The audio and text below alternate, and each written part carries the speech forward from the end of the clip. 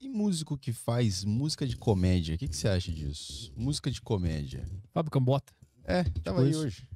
Fabiano Cambota. O cara faz música de comédia? Como assim? música Não... engraçadona. Os caras, tem aquele cara, não sei se ele é inglês, o Tim Minchin. Tim Cara que é um pianista foda. Nunca viu esse cara? Esse é bom. Ele toca piano pra caralho e faz umas músicas de comédia. Eu acho totalmente sem graça isso, cara. Eu sou de uma época em que a gente fazia um tipo de humor, as pessoas faziam um tipo de humor que era realmente engraçado. Eu não consigo entender, por exemplo, quando surgiu esse fenômeno do stand-up comedy aqui no Brasil, eu não consegui entender por que isso fez tanto sucesso, cara, porque todos os comediantes que eu vi, todos eram desprovidos de humor. Assim, humor zero. Continua. Não, é verdade. E engraçado, por exemplo, você tem o Comedy Central, que é um canal que tem na TV fechada, e às vezes eu assisto pra eu tentar ver, que não é possível, que tem que ter alguém engraçado ali. E não tem, cara, ninguém. É uma coisa impressionante, assim, de Diogo Portugal, entendeu? Esses caras, absolutamente, a menor graça, cara. Não entendo. Thiago Ventura. Péssimo. Afonso Padilha. Eu sei que são todos amigos de vocês. Não, são muito todos... pelo contrário. Não, péssimo. Não, péssimos, assim. Eles não conseguem... Cara, a impressão que eu tenho, cara, é que eles estão tentando fazer o humor, cara, no meio de uma chacina. Porque, assim, graça zero. Você não vê graça nenhuma nisso. Maurício Meirelles. Péssimo também. O Maurício tava pensando... Eu acho que eu fiz uma vez um programa com ele na Jovem Pan. Pânico, né? Vocês discutiram sobre Beatles? Sobre Beatles. Não, ele é um cara muito legal, assim, mas assim, como humorista, péssimo. Mais o nome, Fábio Porchat. Fábio Porchat tem boas sacadas. O pessoal, eu diria que o Porta dos Fundos é uma exceção dentro dessa mediocridade que tem no humor brasileiro.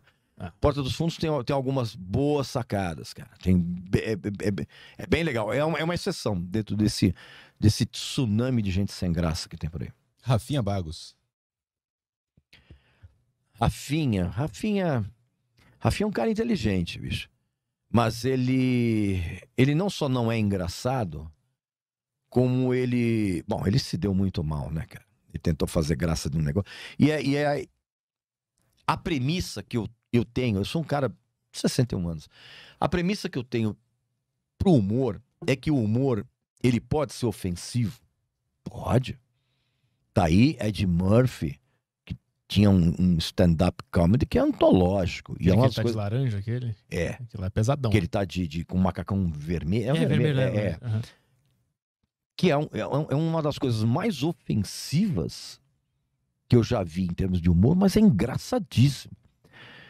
E então, respondendo o lance do Rafinha, o humor, ele pode ser ofensivo? Pode. Mas ele tem que ser engraçado. Porque quando ele é só ofensivo, aí não.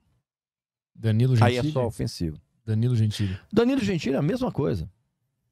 Danilo Gentili, inclusive, é meu colega de emissora.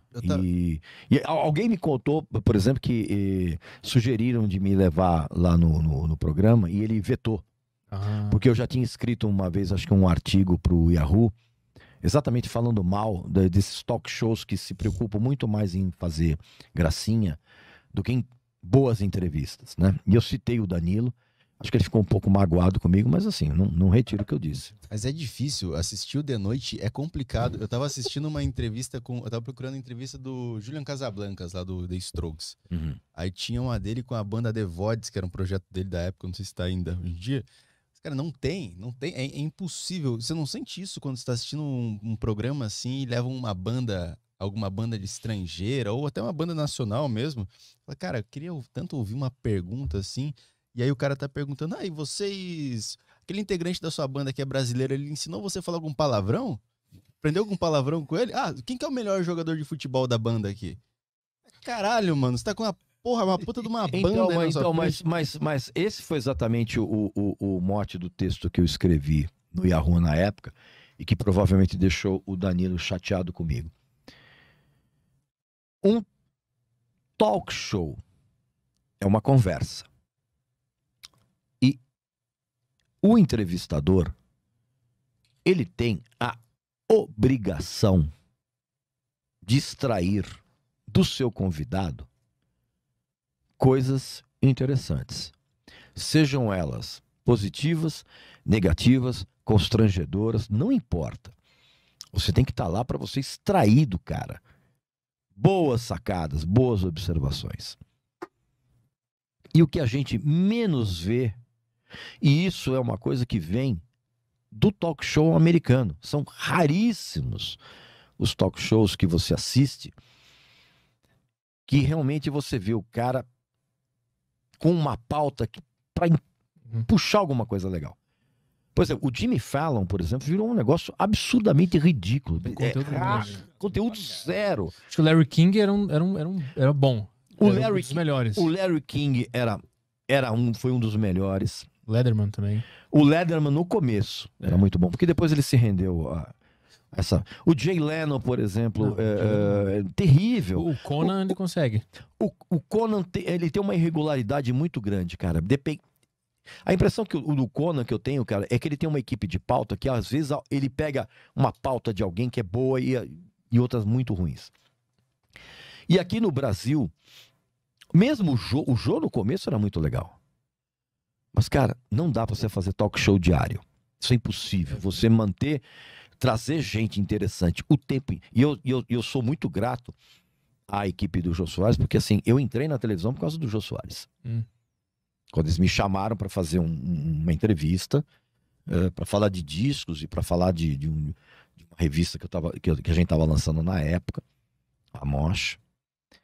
E assim, a minha entrada na televisão eu devo ao Jô Soares. Porque foi uma das entrevistas mais longas, depois a produção me falou, uma das entrevistas mais longas que teve no programa.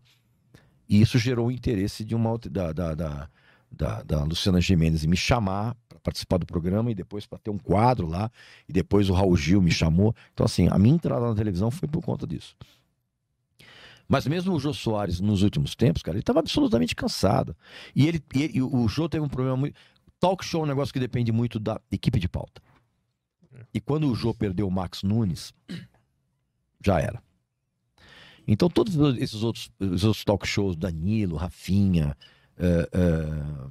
Quem mais? Acho que não. No Brasil não tem, né? Não tem mais. Tinha o do Porchat, né? Que ele fazia. Tinha o do Porchat, que era ruim. Que era muito ruim, cara. Por quê? Porque ali era o Porchat sozinho, cara, com uma equipe de pauta fazendo perguntas pseudo-engraçadinhas, cara. Tem o da Tata Werneck, que é na Multishow. Então, cara, ali eu acho péssimo. Primeiro porque eu não entendo o que a Tata fala. A Tata tem problema de dicção. A Tata precisa realmente de um fonoaudiólogo. Muito.